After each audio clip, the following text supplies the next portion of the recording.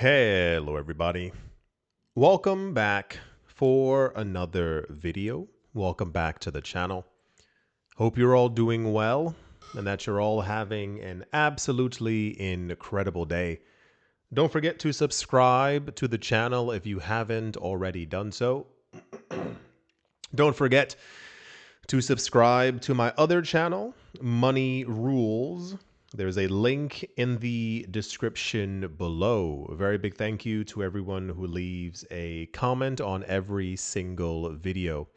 And without any further ado, let's jump right into it. Always a lot happening within this space. We have seemingly, at least it feels this way, tumbled into a slightly different direction. The amount of people who like crypto seem to be standing up more for it and more so for individual coins.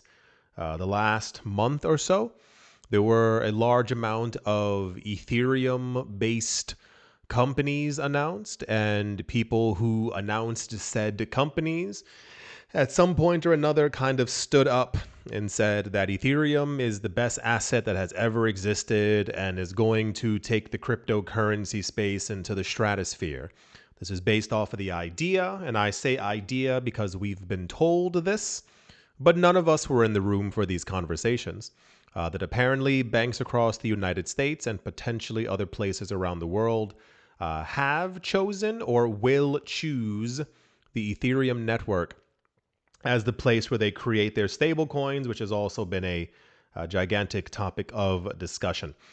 We've had a couple of 50,000, 100,000, and even a $1.5 million Ethereum price prediction. So everyone seems quite convinced of what's to come next. One of the major ideas for Bitcoin has been this idea of absorbing the old system, getting away from the old system, and brand new capital basically rushing into Bitcoin and kind of staying there. That's been the generalized idea of what it means to be like a Bitcoin maximalist, that basically the old system falters, crumbles, and then Bitcoin more or less takes over. It feels like sometimes people are just trying to, it feels this way. It feels like sometimes people are just trying to one up each other with some of their numbers. But as I've stated before, I do believe that we will live in a multi-chain world. However, and I say it this way, the people in charge, the people making the rules, the people making the laws, the people helping countries create a Bitcoin standard or a reserve of some sort, think completely otherwise.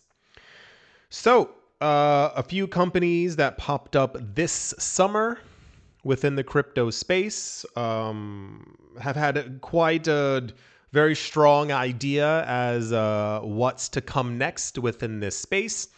And it is a bit of a doozy. It makes sense, but it's also pretty intense. Jack Mallers is his name. You've heard of him before. I think he's the CEO or the head of Stripe. I think that's what it is. The problem is there's a Stripe and then there's a Strike, and they're both different companies, but I believe they both deal in Bitcoin. Sure. Jack Mallers is also the current CEO of the company called 21 Capital that we went over before also this summer. That was created as basically a purely Bitcoin company. I don't know if you missed that, but they are kind of like the entire purpose of 21 Capital, therefore being 21 million Bitcoin, is basically to only buy Bitcoin. Like there's really, that's the cornerstone. Actually, it's all four pillars of the company. It's to create new products, create new things that will generate income, and using all of that money to exclusively buy Bitcoin. They're like not playing around. They're completely serious. This is their entire idea, as they believe that the world is setting itself up for a Bitcoin standard. So you see the difference in the mirror, as far as like there are also some companies who think that Ethereum is also setting itself up as the only major coin within this space. Jack Mallers, the CEO of 21 Capital, recently suggested that Bitcoin could grow to a $500 trillion market cap. This is one of the main ideas for especially the original Bitcoiners. It's not that Bitcoin is simply going to hit $1 million and then kind of sit there forever.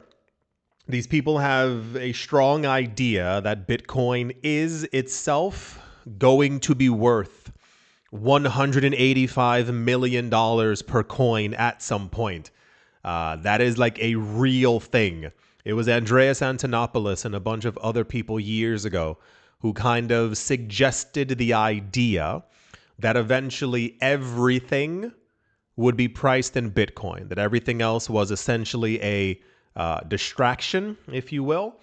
And then at some point, we would even see like debt converted into Bitcoin. So every single form of money, anytime that anything new came up or that happened, it would all be priced completely in Bitcoin.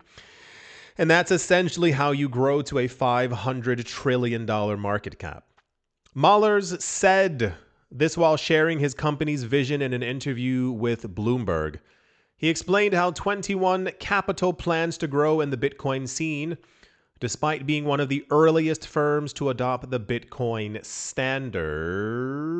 For context, 21 Capital launched this year. It launched like 4 months ago after merging with Cantor Equity Partners, a NASDAQ-listed SPAC. The company started with more than 42,000 Bitcoin contributed by a bunch of people within the space, making it the third largest corporate Bitcoin holder from day one. During the interview, Mallers described a gap he sees in the market. On one side, you have companies like Coinbase. On the other side, you have companies like MicroStrategy who simply buy and hold Bitcoin. Mallers, it's Strike.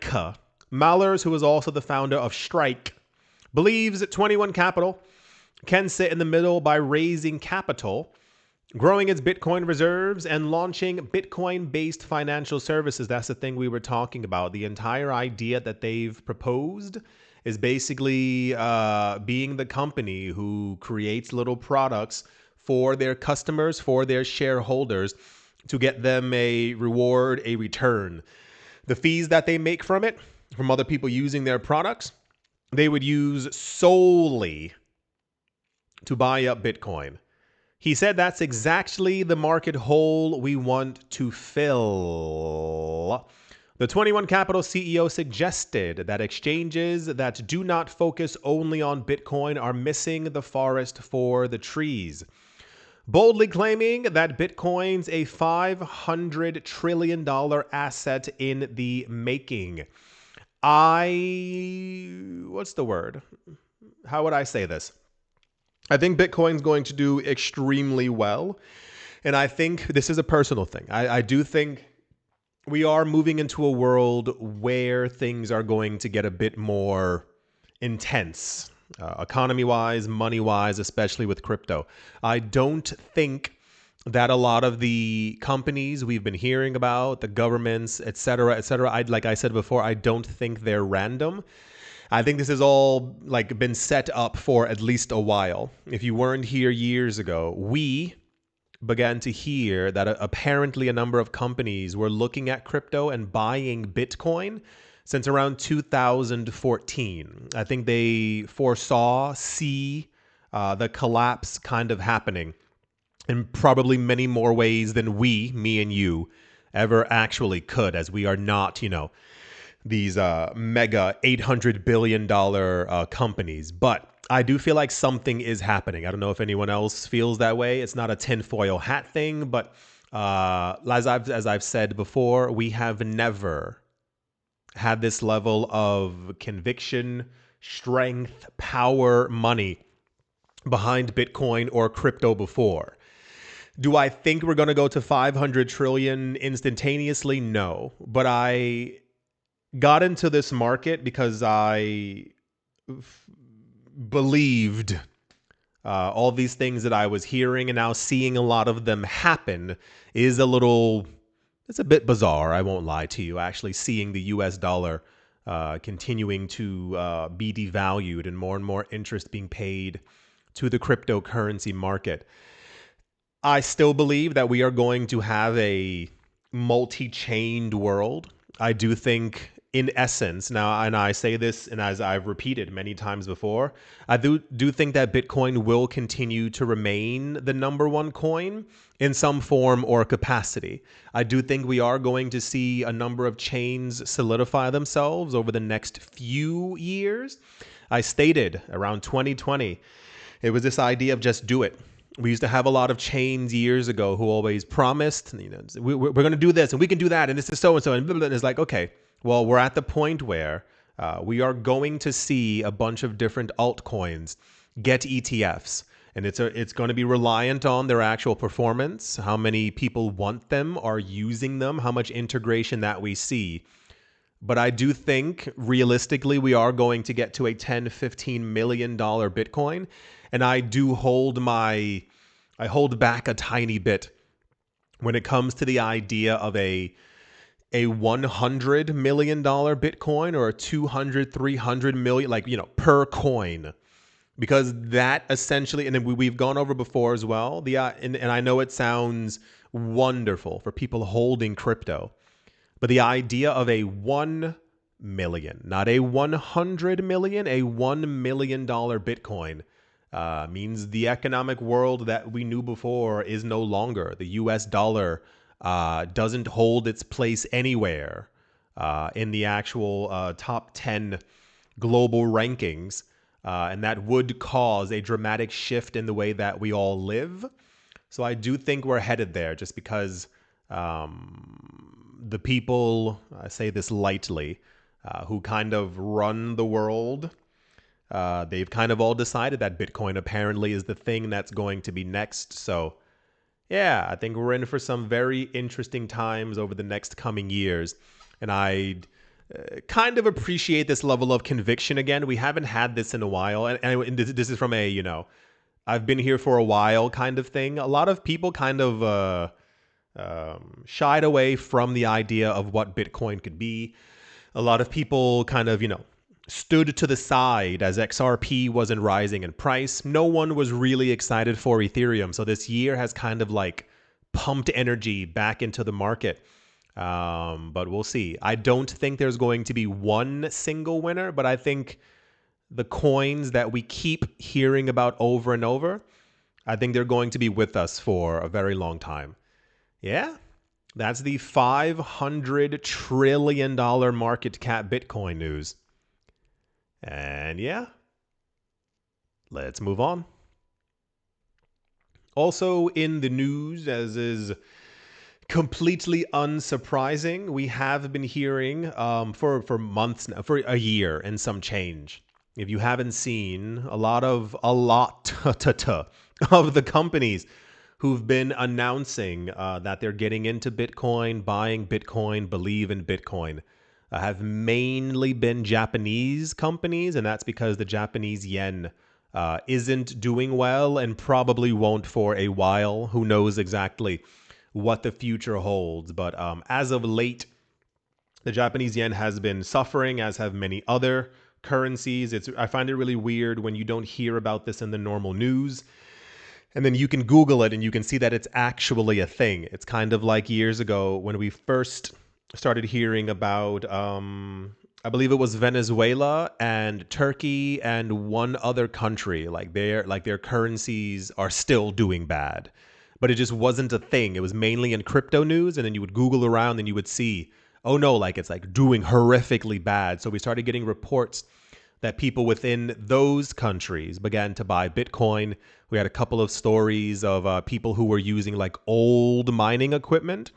And the one that sticks in my mind is this guy was mining Bitcoin with his old computer and these old, systems. And I think he was making 28 cents a day, actually. But that was enough because his local currency was so bad that 28 cents worth of Bitcoin was enough for him to still feed his family. Insane to think about. There's a company, okay. Japanese apparel chain is another Japanese company. They're called Mac House. I don't know where they get these names from. MAC House. Okay, Mac House has initiated a corporate Bitcoin accumulation strategy. Completing an initial purchase, they recently just purchased 17.51 Bitcoin. Not the usual 38,000 Bitcoin we hear about in one go, but you got to start somewhere. The transaction is described as part of a proof of concept towards a stated reserve objective. The company wants to accumulate 1,000 Bitcoin. This is quite common.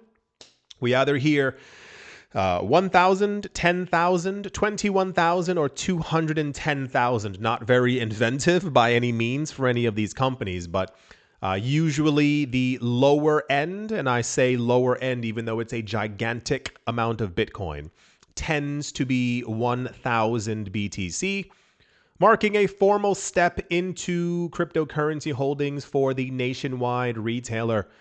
From a corporate treasury perspective, the move illustrates a measured approach to crypto treasury allocation and balance sheet diversification. This has been happening for a while now. You're pretty much all kind of familiar with it. I assume, as we've seen many other times before, we will probably hear about them continuously in the news over the course of the next few months as they try to get to that 1,000 Bitcoin threshold. We recently had a Metaplanet in the news as well. Again, I think the same goal is happening. It's 210,000 Bitcoin. And they have about a good year and a half to try and actually get to that number. It's really weird what we're seeing. I mean, I kind of enjoy it. I kind of like seeing this much attention being paid to the space. But just from a mathematical perspective, like this is corporatization of an asset that's not meant to be corporatized. Bitcoin and the rest of the decentralized cryptocurrencies are meant for the average man and woman, what have you. So it's interesting to see that, everyone, and I choose the term awakening to this very lightly just because, whatever. But I still hold out hope that in the near future, Bitcoin goes to 300, 400,000 a coin, and that then becomes the moment where the masses kind of switch on and everyone goes, okay, let me get something. Simply because, if we do hit a $500 trillion market cap, I would rather all of you listening to this right now collectively own all that Bitcoin as opposed to Metaplanet or MicroStrategy. It just doesn't make any sense. So we'll see. Still holding out hope. Usually we need a gigantic pump in the market to kind of get retail investors to swing on into the space. Still holding out hope for that. Yeah, everyone, I think that's going to do it for this video. I hope you're all doing well. I know I say it every video. It's because it's true. I'm currently going through a period where a lot of people who I know, who I talk to, who I see often, everyone seems to be going through something. Not like a little thing. Everyone's going through a lot right now. And I know anticipating, hoping that the market goes up, goes higher, only adds to certain levels of stress. So yeah, I do mean it. I know it's difficult for me to tell you to take it easy because I also don't take it easy. I'm always doing something. I'm always creating or making, or every single day is constantly a bit of a struggle to actually relax when you have such like high hopes for what the future could be.